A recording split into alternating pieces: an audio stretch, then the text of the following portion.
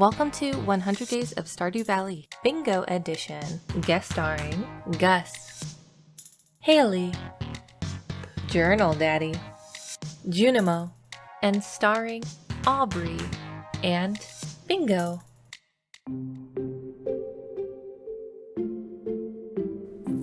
On the first day of fall, I spent all of my money on seeds from Pierre that I planted back on the farm.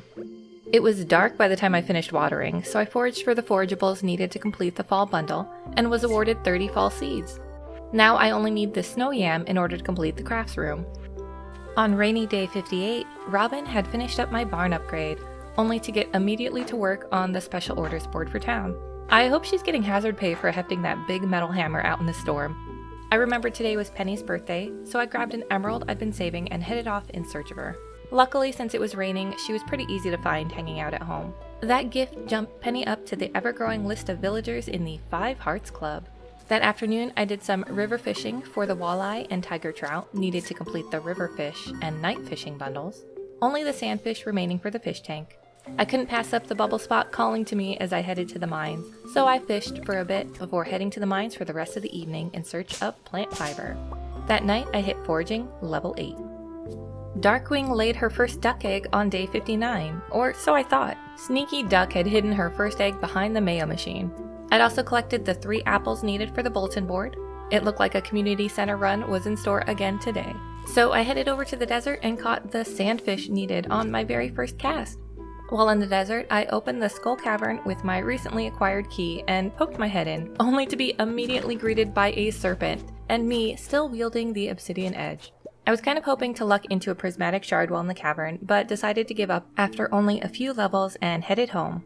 I completed the final bundle at the fish tank, courtesy of the sandfish, dropped off the apples to complete the fodder bundle, and finished the animal bundle with the duck egg.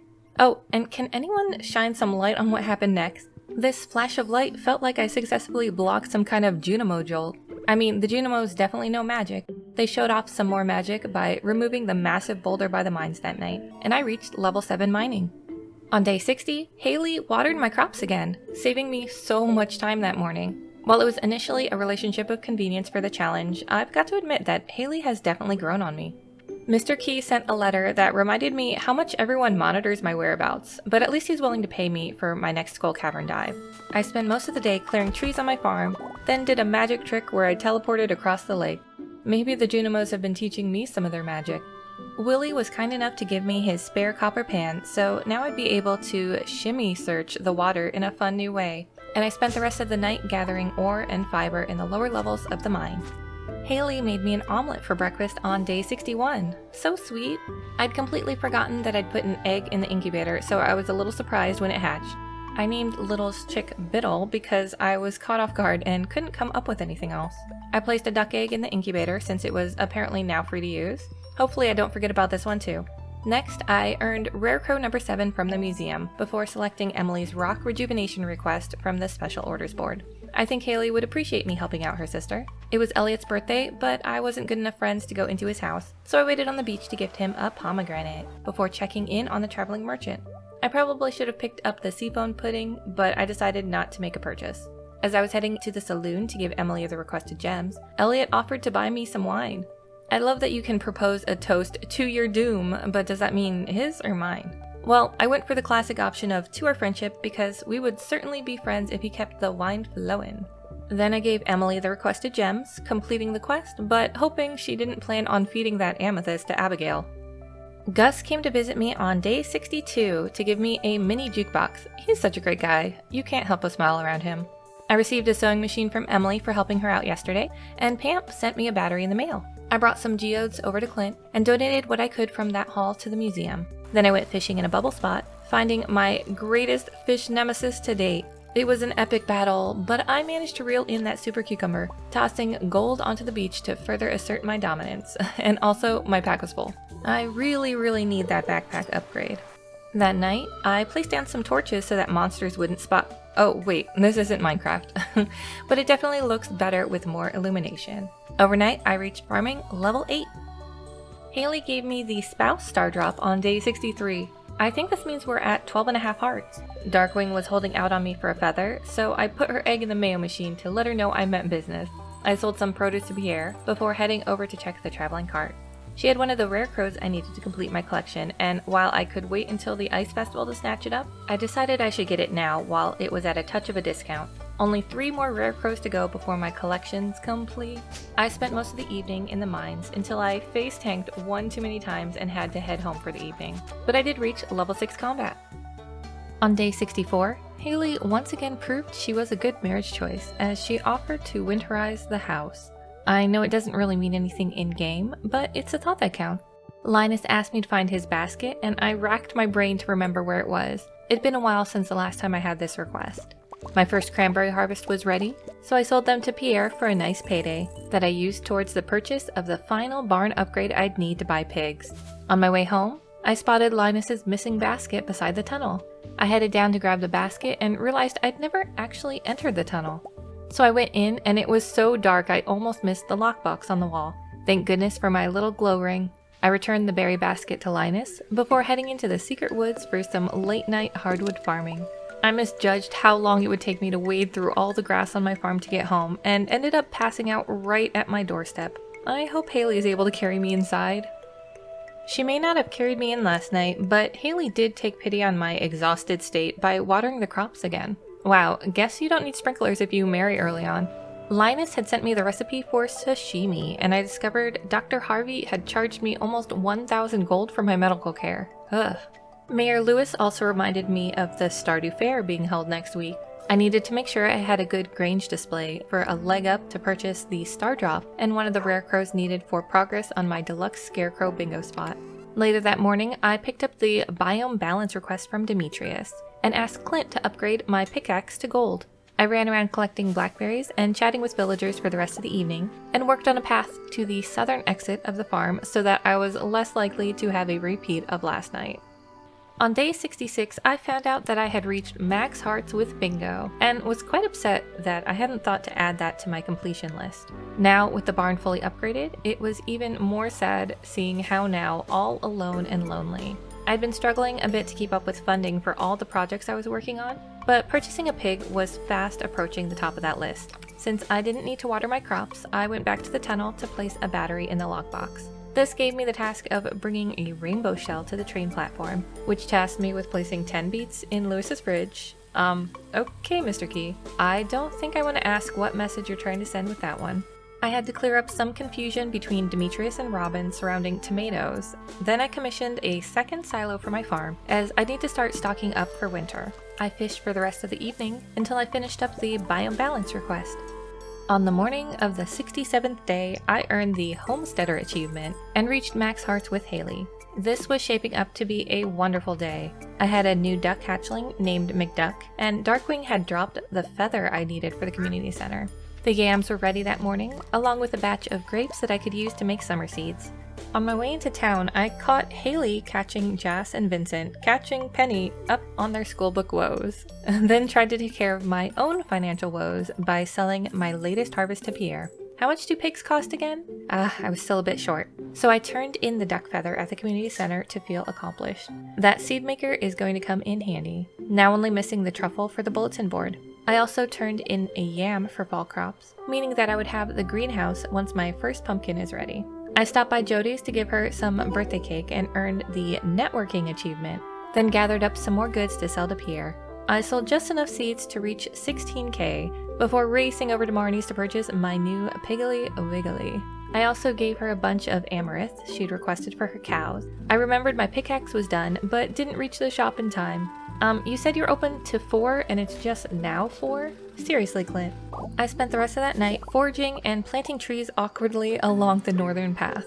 I discovered winter roots would produce winter seeds in the seed machine, so I generated a few winter seed packs to be ready for when my greenhouse was available in a few days. Marnie stopped by in the rain on day 68. Guess she was really desperate to get that cave carrot. She said to stop by her place someday between 9 and 5, but I think we all know that means only on the 5th Friday of the second week. Lucky for me that when I stopped into Marnie's with the cave carrot, it was a Friday in the second week, so she was home, and very anxious to get that treat. She practically sprinted around that counter. The pumpkin I had fertilized with Speed Grow was ready this morning, so I turned it into the community center, officially unlocking the greenhouse. Only the snow yam and truffle are left to donate before the community center is complete. Today I remembered to grab my gold pickaxe from Clint before closing time, and headed to the mines where I completed the insect monster slayer goal. Wow, I'm not even close on any of the other goals. But at least my dreams of community center completion are one step closer with the mystical dance of the greenhouse Junimo. Hey, it's funny number day, and things are going to be growing if you catch my drift, cause I'm going to plant some winter seeds in my new greenhouse. Wait, what did you think I meant? Anyways, I planted 10 winter seeds and 3 ancient seeds for the time being.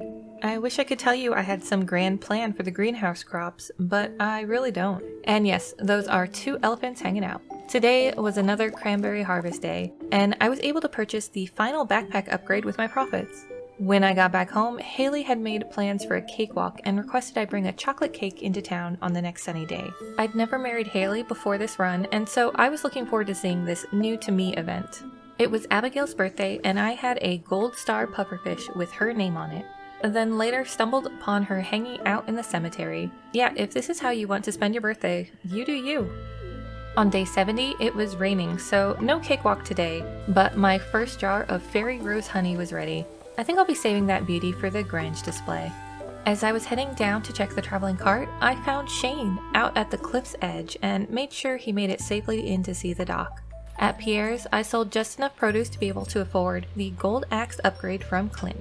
Upgrading all my tools to iridium was a daunting task, but I'd just keep chipping away at it as much as I could given all my competing priorities. Since I'd yet to find a prismatic shard, I thought acquiring the burglar's ring would be a good route towards increasing my chances. So I took to the mines to farm dust sprites. I'd need to kill 500 of these little boogers. That night, I reached farming level 9. Leah dropped by a sculpture on day 71, and Jody came by to see if I wanted to come over for dinner tonight. Okay. Are they making a queue outside my door this morning? Shane? You too? Jeez. Is there no one else? Once the train of villagers had finished passing through my farm, I grabbed the chocolate cake I'd been saving for today and headed into town to meet Haley for the cakewalk. I don't want to spoil the event for anyone who hasn't seen it, but let's just say it made me warm up to Haley's character even more than when she let her hair down and helped me out on the farm. Robin also gets some bonus points from me at Mayor Lewis's expense with this event. It was Sandy's birthday today, so I headed out to the desert to gift her a sweet pea, and bought the 10 beet seeds needed for Mr. Key's quest. Then headed into the Skull Cavern, where I overshot floor 25 due to an overzealous shaft, and almost died to the serpent laying in wait for me as I fell. Once back home, I grabbed the largemouth bass Jody had requested, and plopped it right down onto their living room floor. Who's hungry? After dinner, I barged in on Sam and Sebastian's band rehearsal. Sam must have worked up an appetite playing guitar because he decided to grab a post-dinner snack of raw egg. Thanks, but I'll pass. Emily was back from her day trip for Sandy's birthday, so I spied on her rock ceremony for a while. Haley had definitely been working herself too hard organizing that cakewalk, as she'd fallen asleep right there on the floor. I took to the mines to farm more dust sprites, but noped out after nearly dying to a rather unfriendly ghost. That night, I went through the chest in which I'd been setting aside my best items to try to figure out what I wanted to bring to the fair for my Grange display, and reached level 8 mining. The day of the Stardew Valley Fair had arrived, and lucky for me, Mr. Key had sent me 10,000 gold for making it to floor 25 of Skull Cavern. Once at the fair, I set up my Grange display. I'd brought Lewis's shorts, but ultimately decided not to put them on display today. After I ran around chatting with everyone and tried one of Gus's amazing burgers, I had Lewis start judging the displays, only to discover that I had won first prize with a rating of 111? Then I placed a few bets for green on the wheel since it's supposedly weighted towards green. But I think my wheel is broken.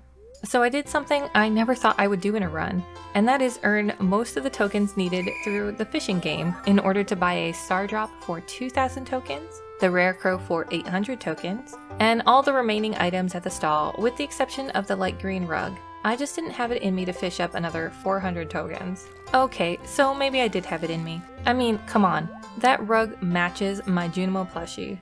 So pretty. The next morning, Evelyn brought me a garden pot. After taking care of chores on the farm, I picked up my axe from Clint and had him break a few geodes I'd been saving up. Then I hung out in the mines farming plant fiber and hoping for the prismatic shard drop that wasn't meant to be. On day 74, Gunther dropped by to give me the rusty key.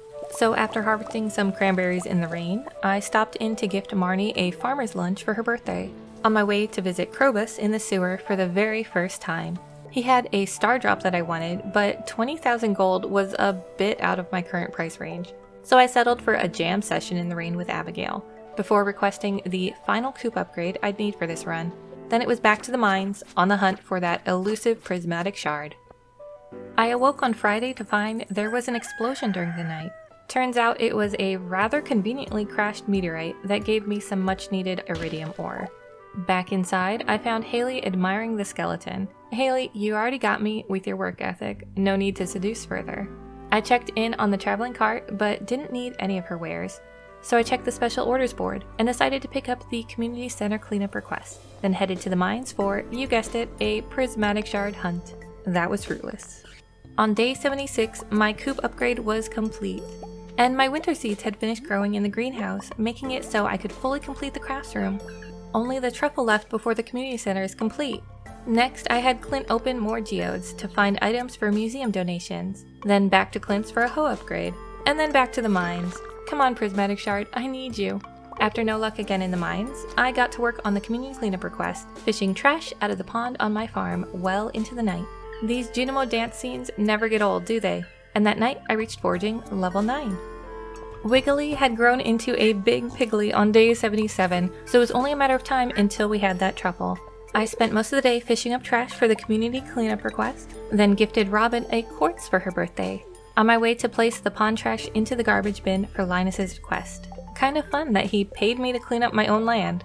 The beets had finished growing, so I placed them in Lewis's fridge while he was standing right in front of it. He must not use the milk often because there was a note on it tasking me to feed the sand dragon. The pig hadn't found a truffle today, so I cleared up some more grass to give him a better shot at it tomorrow.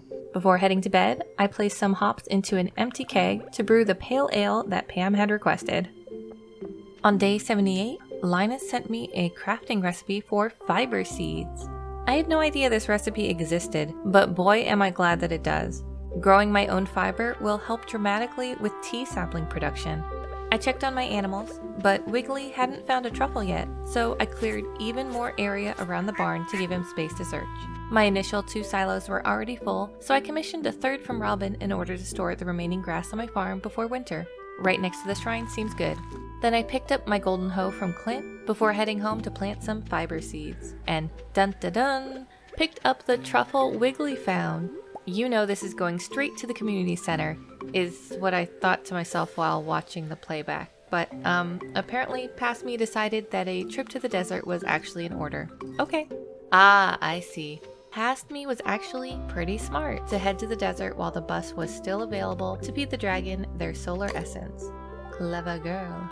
Now I need to check the lumber by the door, and then I think this quest chain will be complete. But first, the truffle. I've officially completed the community center on Fall 22, Year 1. Nice!